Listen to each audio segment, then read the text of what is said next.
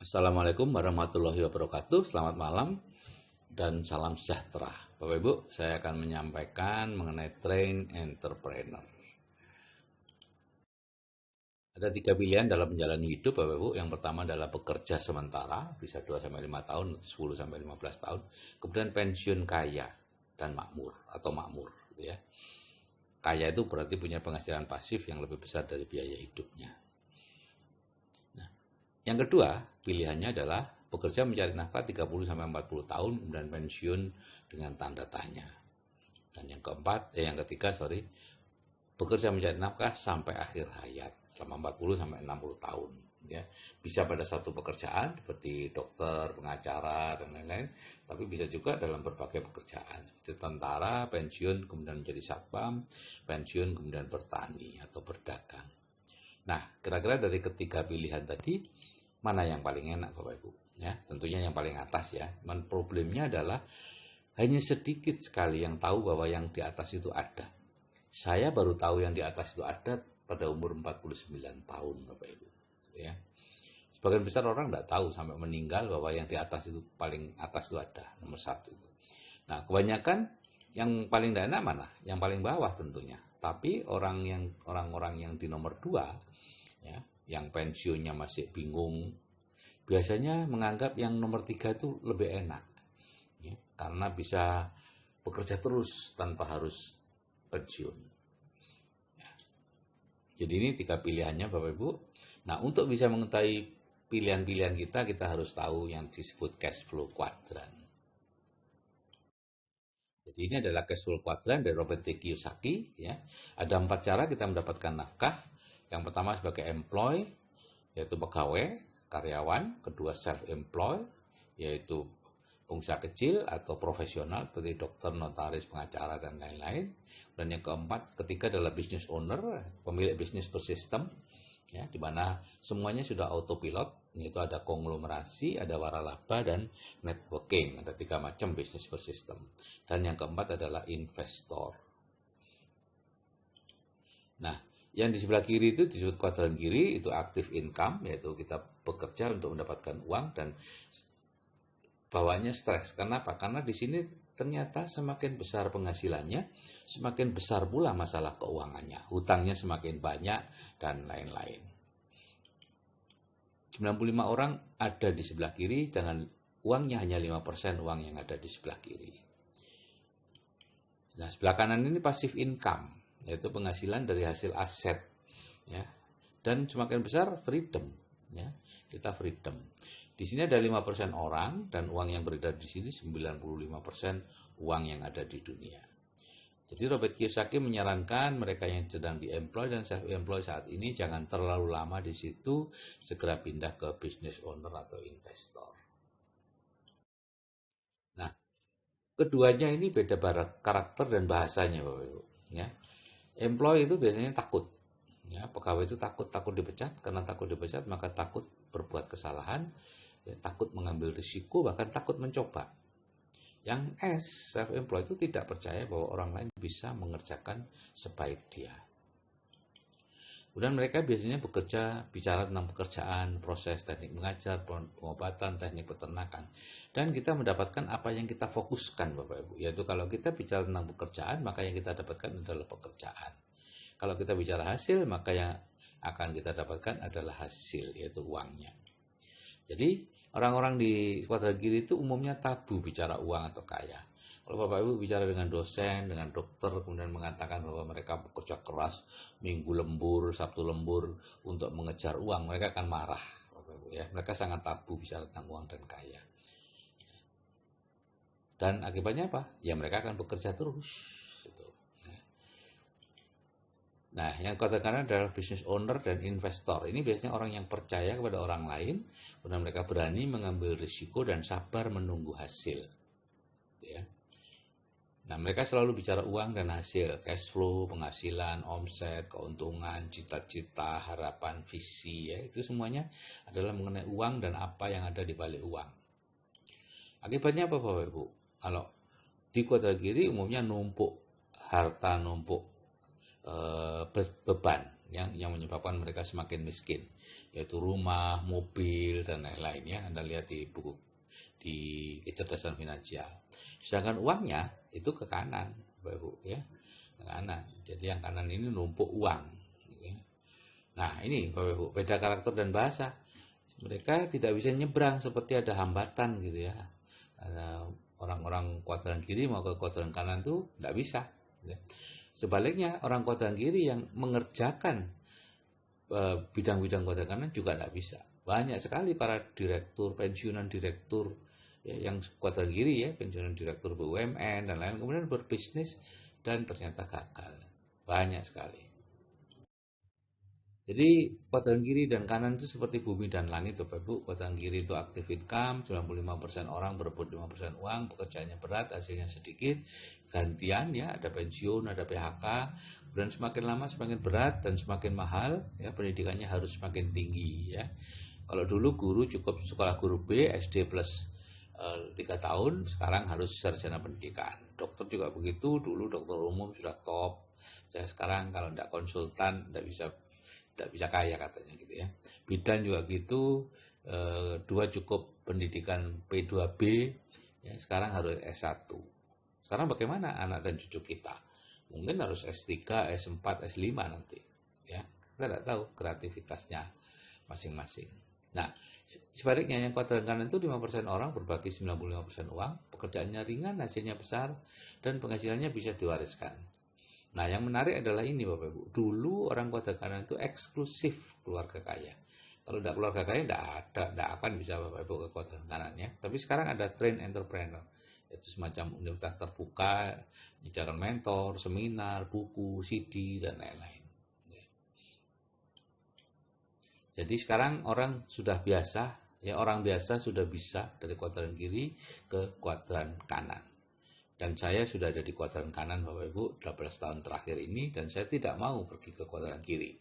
Jadi ini memang hanya searah aja, ya dari kiri ke kanan, dari kanan ke kiri nggak mau. Saya juga tidak ingin anak-anak saya ke kuadran kiri lagi, yaitu bekerja mencari uang. Ya.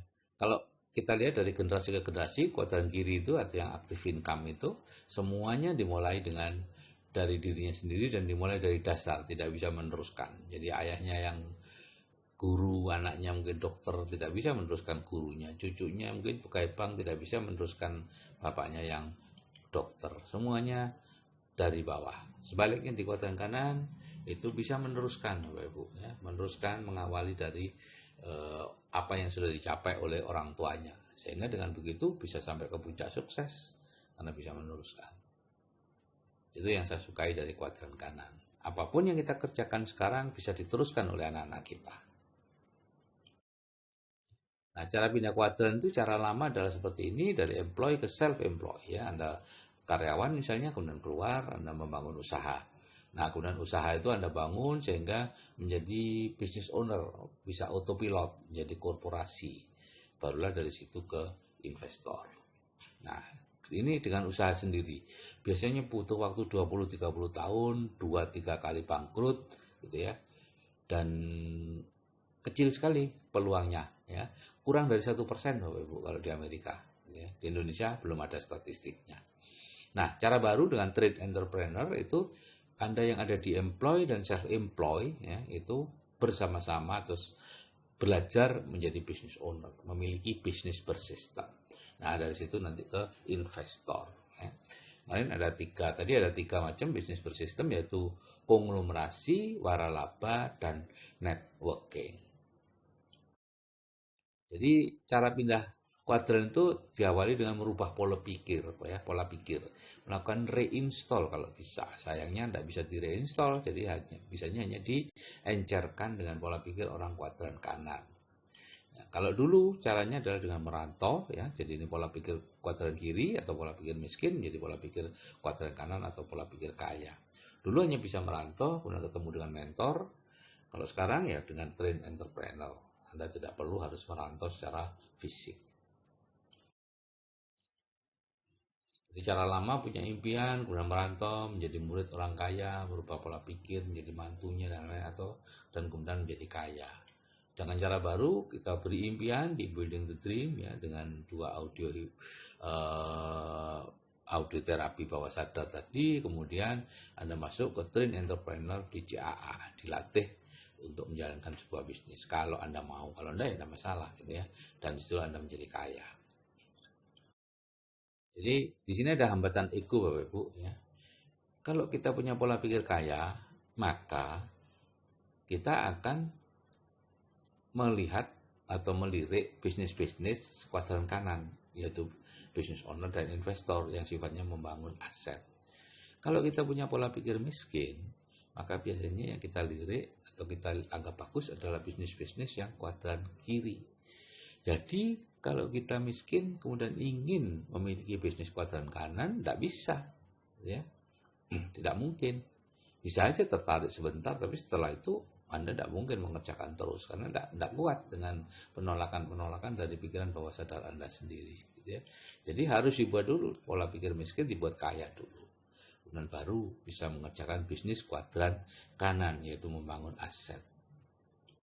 Nah, jadi Train Entrepreneur itu apa? Menurut buku Business School ya ada 3 macam entrepreneur, yaitu born entrepreneur atau entrepreneur yang dilahirkan karena lahir di kuadran kanan, lahir di tengah-tengah orang kaya. Kemudian forced entrepreneur atau ya ini karena usaha sendiri ya, atau accident entrepreneur ya, karena kecelakaan tidak diterima sebagai pegawai dan lain-lain ya. Ini di Amerika Serikat keberhasilannya kurang dari 1%. Dan yang ketiga adalah train entrepreneur, yaitu entrepreneur yang memang dilatih. Ya, dilatih dengan seminar, buku, CD, kemudian membangun bisnis networking. Ya.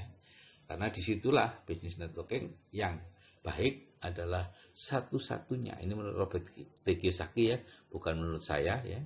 Saya hanya membacakan aja, adalah satu-satunya kesempatan bagi orang-orang yang tidak punya uang, tidak punya modal, tidak punya keahlian bisnis, dan tidak punya waktu yang cukup. Misalnya umurnya sudah 40-an, 30-an, dan lain-lain ya.